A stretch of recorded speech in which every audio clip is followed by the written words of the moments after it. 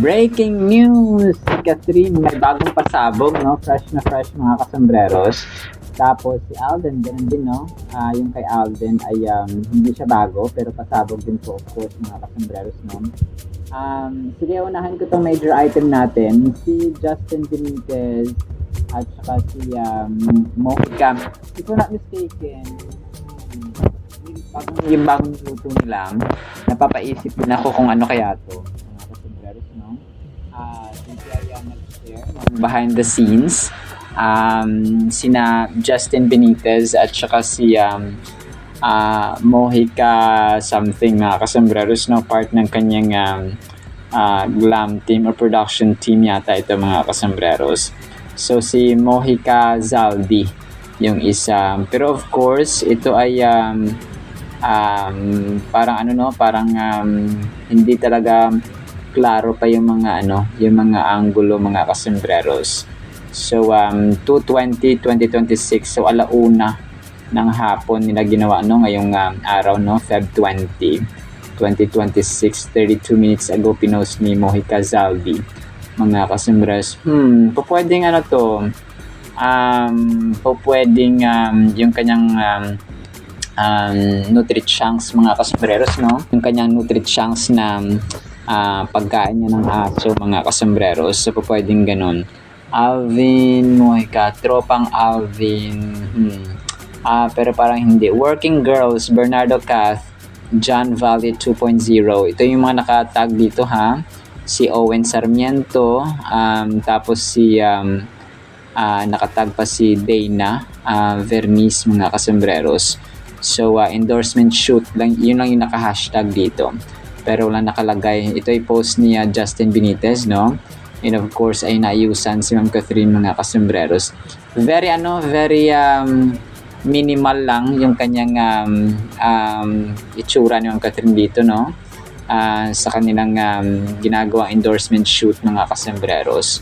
So ako ay napapaisip kung ano nga ba ito, pero malalaman natin yan sa susunod na mga araw, mga kasombreros, no, kung lalabas na ang video ng mismong endorsement video, mga kasombreros. So pwede rin siyang Conzace, no? Wala kasi nakalagay talaga na si Lulu Romero, no, din siya. So at least parang si Lulu, si Dana, si Justin Benitez, si Sir Owen Sarmiento, si Sir John Valle ay ito yung mga kilala kong mga part ng kanyang glam team na, mga kasombreros, no?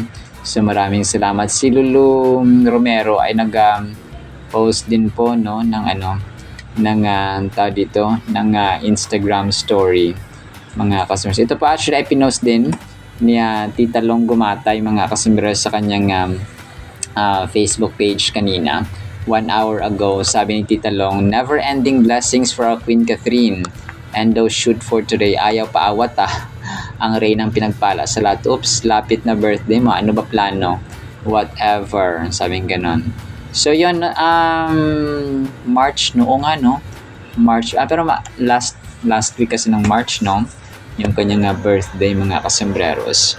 So pero abangan natin, of course, kung ano yung magiging kaganapan ni Phenomenal Box Office Cinema Queen. So palagay ko family din ito, no, yung kanyang magiging kasama sa kanyang kaarawan, mga kasombreros.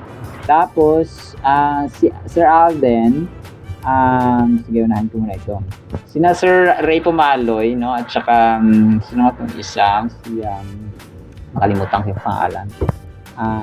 Pero yun, tinapik din nila si Shanti dito kasi nga nabalitaan din nila na yung about niya kay Alden, no, na grabing keeping niya kay Shanti doon sa Stars on the Floor. So sila dito ay parang dinescribe nila si Shanti na maganda, matangkad, mga kasombreros, and bata pa. So yun siya, no, yung sinabi nila dito.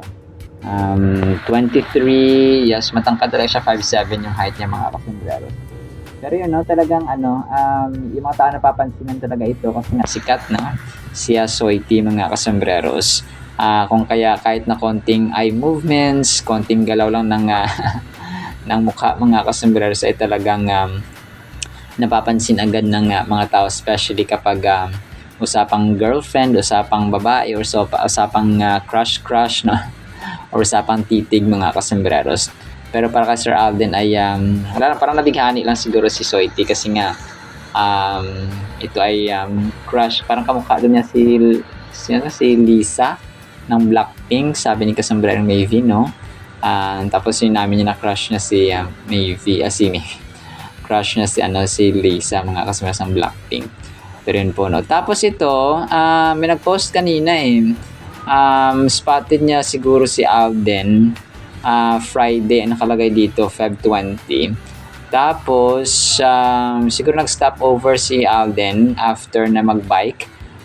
Naka-white siya dito. Tapos yun, parang may dessert or something, parang ano ba to, parang binubuhusan ng yung cake, hindi ko alam. Dessert yata ito na unusual, mga kasembreros, no? Or parang hindi siya ordinary. Tapos yun, nakalagay nito Friday. Tapos medyo limited din yung picture ni Alden dito, no? Naka-white siya, mga kasembreros. So hindi ko alam bakit binubuhusan tong parang hindi ko alam, tsokolate ba ito na pabilog, mga kasembreros. Tapos yun yung kanilang kakainin afterwards. So para siyang nalulusaw or natutunaw, mga kasembreros. Ito siguro yun. Pero medyo limited lang ang mukha ni Alden, mga kasembreros. Isa siyang parang yung ulo lang niya nakalitaw. Tapos yun yung dessert. Tapos yung Stars on the Floor naman, nag-post kanina lang pinost ng Stars on the Floor, mga kasembreros, no? Yung mga hosting moments at saka of course yung mga contestants na kanilang na feature doon sa pinakaunang episode ng Stars on the Floor nga, mga kasembreros. So posted ito ng Stars on the Floor 4 hours ago. Mga first one used the alamat, so yun, si Jao ng Alamat, si Joker ng si Joker ng first one, and then actually halos lahat, si Jeremy ng Horizon. So parang halos lahat ng contestants nga doon, mga kasembreros, no? Sa Stars on the Floor first episode nila. Pero hindi ko nilang kinumpleto, no, na screenshot, mga kasembreros, kasi alam niyo na naman yung mga contestants na present doon sa kanilang first episode. So merong isa pa yata, sabi niya so baka yun si Jasmine Curtis Smith, mga kasembreros. Tapos ito, yung McDo ni Alden kanina nag-post nung endorsement nga niya na ginawa, mga kasembreros. Kasama dito si Vice Ganda pero ang ginawa nila dito, parang kinat nila yung part ni Vice Ganda. Tapos dito ay in-emphasize ni Alden na merong over 800 stores na McDonald's, mga kasembreros, na franchise. Tapos may strict standards na kailangang sundin. Tapos bago i-serve ang Chicken McDo, mga kasembreros, tapos kailangan sundin ng McDo crew. Tapos kailangan sundin din ng Chicken McDo experts and Chicken McDo suppliers, mga kasembreros. So yun yung sinabi dito, no, ni Alden. So alam ko na post na ito nakaraan, parang pinost lang ulit ng McDo, mga kasembreros. Tapos kinat nila yung part niya Vice Ganda, na mga kasembreros ng mga Catinatics. Tapos yun, yung sa kay Mayor Mark Alcala kanina ay marami ding sabi ito ni Elisha Pulin, pakizoom nga, edited, naging dalawang ulo ni Mayor. Kasi nga talagang AI generated ito, mga kasembreros. So sa comment section, binaha ng pangbabash, no, yung nag-edit. Sabi niya, edited lang yan, medyo sobrang payat na manikat. Geraldine Fabillan, Rosalinda Isiha, dalawang ulo ni Alcala, halatang editing, Kath din lang meron. Si Rosalinda, tapos si Susan Gatchalian, edit pa more, Kathleen Israel, Leonides Nuzon, Clarong Dalungan. Dalungan is tenga po, mga kasembreros, no, sa Bisaya. Tapos sabi ng isa, Marina Bailongo, basta na lang jud na ika-post gait. Sabi niya para sa Tagalog, basta na lang pero para merong i-post, no, sabing ganoon. Sabi naman ni Belia Ariola, Kath then 3 hours ago, Nancy Tagalog, kung totoo naman din nasa kanila na yun, pareho naman silang single. Tapos sabi ni Rebecca, magtuto, kakatawa. Sabi ng gano'n, no? So kakatawa nga talaga siya mga kasembreros, lalo na kapag hindi maayos ang editing. So yun po. Tapos, Don Bell naman tayo, pasagwihan ko lang. Medyo maikli na itong vlog na ito mga kasembreros, no? Grabe, no? Si Sir Donnie, meron ulit siyang bagong endorsement shoot, no? Parang ang dami niyang endorsement mga kasembreros maliban sa Smart VTS or something like that, no? VTM mga kasembreros. So ito ay parang kape-kape, no? Pick-up ng mga kasembreros. Parang parang mga premium coffee. Tapos mura lang daw, no? Sabi niya Don Bell mga kasembreros, pick-up coffee. Tapos every cup is freshly made with 100% Arabica double espresso shot, rich espresso. So yun, parang of course, no? Talagang that's premium quality coffee. May para siyang mga yung siniserve na mga frap or frappe mga kasembreros sa mga refreshment area or refreshment stores mga kasembreros. So sabi niya dito, making the smart choice every time, premium quality espresso without the premium price, smooth, bold, and always satisfying. So ito po ay kanyang pinost sa Instagram 4 hours ago. So grabe, no? Ang busy rin pala ni Sir Donnie. So lalo na si Ma'am Bell, no? Yung Like You pala is kanta pala niya to, no? Single niya mga kasembreros, no? Ni Ma'am Bell Mariano, na kung saan ay parang nag-trending din siya sa Spotify mga kasembreros. So Like You is out now. So lumabas na yung kanyang pinakaunang single ba niya to. So yun siya, no? So congrats, no? Kay Ma'am Bell Mariano. Singer pala talaga si Ma'am Bell Mariano. So meron na siyang single or kanta, no? Na out na mga kasembreros, and nag-trending ito sa Spotify yan. Yun yung kanyang isa sa mga posts niya mga kasembreros. So yun, congratulations kay Mama Belinda. Grabe, no? Kaliwat kanan ang Don Bell. So the puzzle makulay. So basta nasa top 5 or top 6 yung ni Ma'am Belinda sa Spotify. So congratulations. Actually, lamang sa ating Kath din at Don Bell items, no? Sinimag ko lang yung araw. So try ko nung play ko yung Sir Donnie, no? Kung gusto niyo pang pakinggan mga kasembreros. Tapos after that ay pakinggan natin of course, no? Ang salita ng Panginoon na sobrang mahalaga sa ating buhay. Isang pinagpalang araw po sa bawat isa. Hindi ko pa nakikita to si Chanti. Nakita ko na, siya, medyo parang beauty queen type din. Medyo matangkad at sexy, pero bata pang. Kaya naman pala. Sa more than 800 McDonald's branches sa Pilipinas, may strict standards and procedures na kailangan sundin bago i-serve ang Chicken McDo. Kailangan sundin ito ng crew, Chicken McDo experts, pati ng Chicken McDo suppliers. Thank you. That'll be 200. Premium coffee doesn't need to come with a premium price. At para po sa ating Word of God is sobrang ganda nito mga kasembreros. Medyo harsh siya pero kapupulutan natin ang aral. Ang title po kasi natin ay Paggalit si Lord. Psalms 38 verse 1. O Lord, do not speak sharp words to me when you are angry. Do not punish me in your burning anger. Alam niyo po mga kasembreros, ito ay si Haring David, di ba, na nagsasalita mga kasembreros na very close sa puso ng Panginoon. So alam niya kung kailan galit, kailan masaya, kailan na-please, no? Kailan nagkakaroon ng challenges mga kasembreros ang Panginoon sa kanyang buhay na nagbibigay siya ng challenges. And kagaya ngayon mga kasembreros, nag-voice over ako ay masama ang panahon, tapos parang aapaw na, no? Parang babaha mga kasembreros. Kasi nga parang aapaw na ang napakalaking sapa dito sa amin. So sa ibang mga lugar ay bumabaha na po mga kasembreros. So kapag galit si Lord ay nararamdaman, okay? And sometimes it's a sort of punishment or I would say correction. I would say sometimes consequences ng mga ating ginawa And yun nga, no, talagang ang pinaka bottom line dito na dapat gawin ng tao ay mas lalong dumulog, mas lalong manalangin, mas lalong lumapit sa Panginoon, mga kasembreros. So ito yung sasabi natin na the more that we encounter trials, the more that we experience problems, the more that we humble down ourselves sa Panginoon, because kapag ang langit na talaga ang mag-decide, kapag langit na talaga ang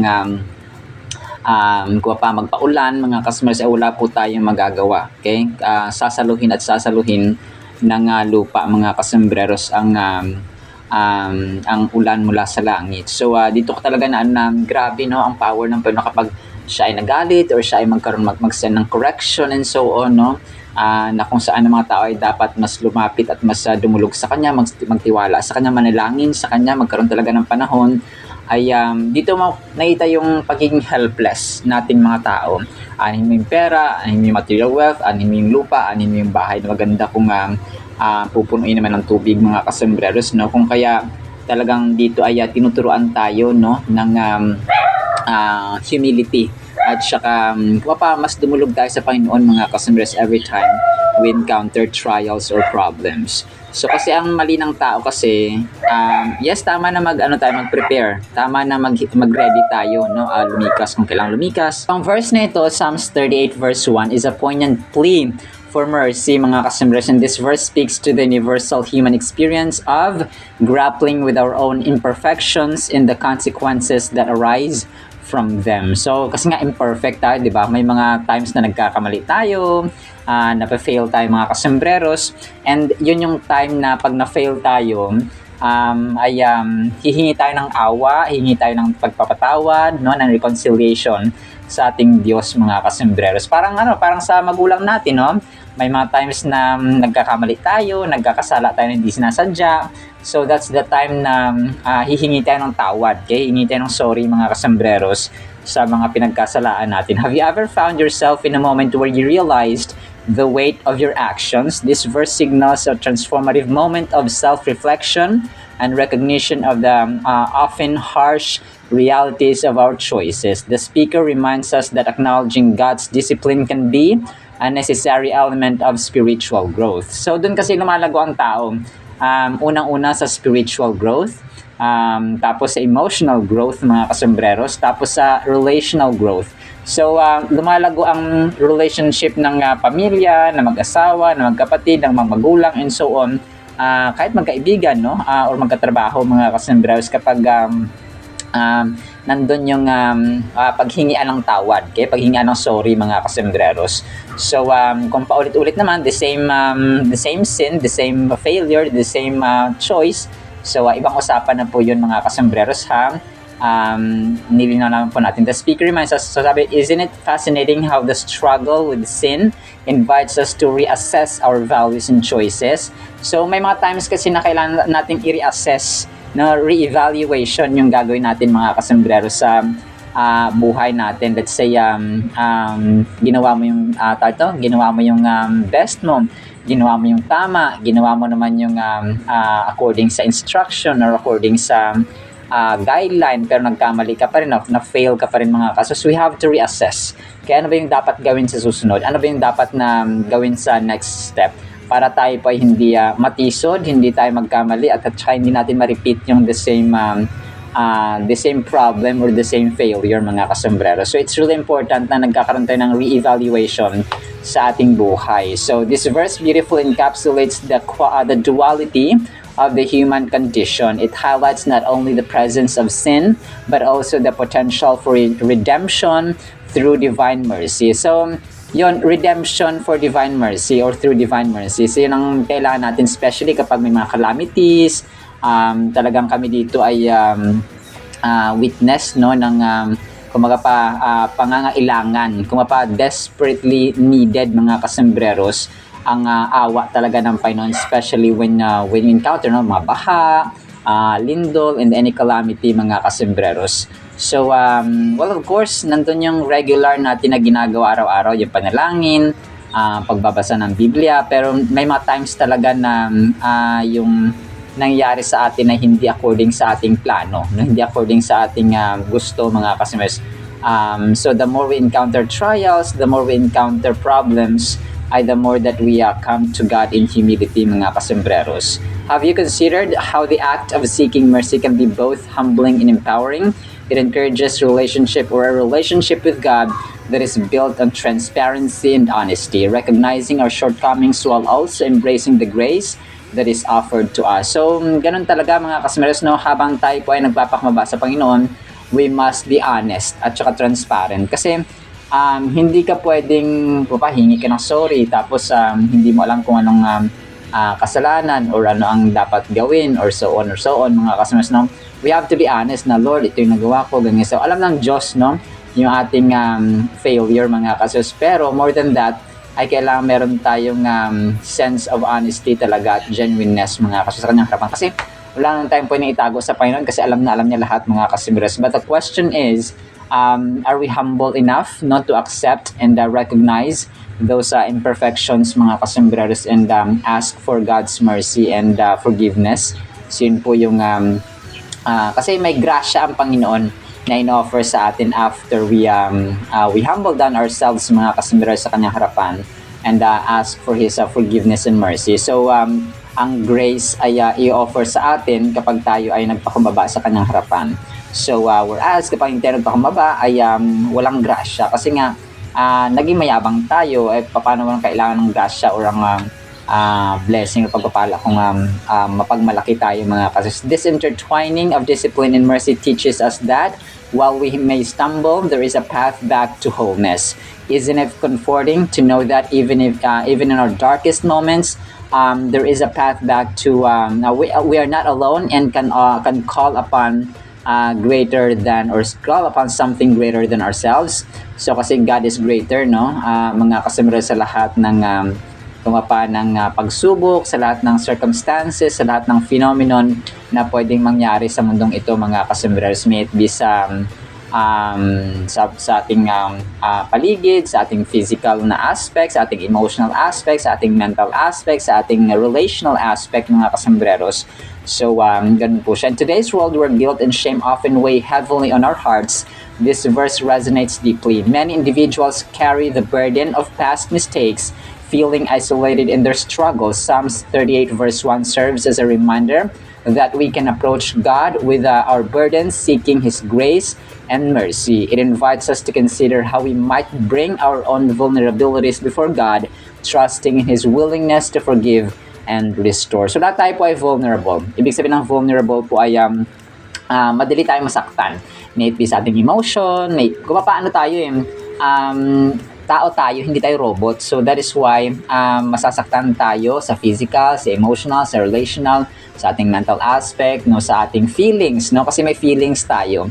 We have emotions, mga kasambers. Hindi tayo robot, hindi tayo mga non-living things, hindi tayo mga kahoy, or hindi tayo mga ano dyan na kapag pinagsabihan mo ng masama ay hindi masasaktan, no, mga kasembreros. So masasaktan at maapektuhan talaga tayo kapag pinagsabihan tayo ng masama or pinagsabihan tayo ng mabuti, pinagsabihan tayo ng mga encouraging words or mga bad words, no, either mga kasembreros, either way ay nakaka-impact, no, at saka may nakaka-apekto sa atin, mga kasembreros. In conclusion, Psalms 38 verse 1 serves as a powerful reminder of the importance of humility and the need for divine mercy. It encourages us to approach God with our struggles, knowing that He is always ready to forgive and restore us. So, ready. Alam nyo, tayo lang po talagang sobrang busy. Nasa sobrang kabisihan natin, ay wala na tayong panahon sa Panginoon. So, nag-aantay lamang siya. No? Para bang isa siyang tatay, isa siyang nanay na nag-aantay sa atin na humingi ng tawad kasi anak tayo. Kumaga pa, kahit anong mangyari ay we are His children, at kung tayo po ay tinanggap natin si Lord, si God, no, si Jesus Christ, mga kasambres, as our personal Savior, our personal God, our Master, our Deliverer, Protector, and Diyos ng ating buhay, tagapagligtas ng ating buhay, ay i-consider niya tayo as mga sons niya, no, mga gumagawa ng kalooban niya. Of course, kapag tayo po ay mga anak ng Diyos, gagawin natin yung kanyang kalooban, no, yung kalooban niya at saka purpose natin ay mahalin siya ng buong puso, lakas, kaluluwa at isipan at ang ating kapwa-tao kagaya nating sarili. So we cannot say na we are children of the living God if we don't do this purpose, mga kasambreros, these two greatest commandments, mga kasambreros. Alright, so yung word of God ha, no, pagpalain po tayo ng pag-ibig, pananampalataya, pag-asa, at humingi tayo ng mercy or awa sa Panginoon mga kasembreros kapag alam natin na we are in dark moments ng ating buhay. In the mighty, holy, sweet, magnificent, and wonderful and amazing name of the Lord Jesus Christ, we pray with the communion of the Holy Spirit of the living God. And everyone said, Amen and Amen. See you next time mga kasembreros, and paalam po. I love you.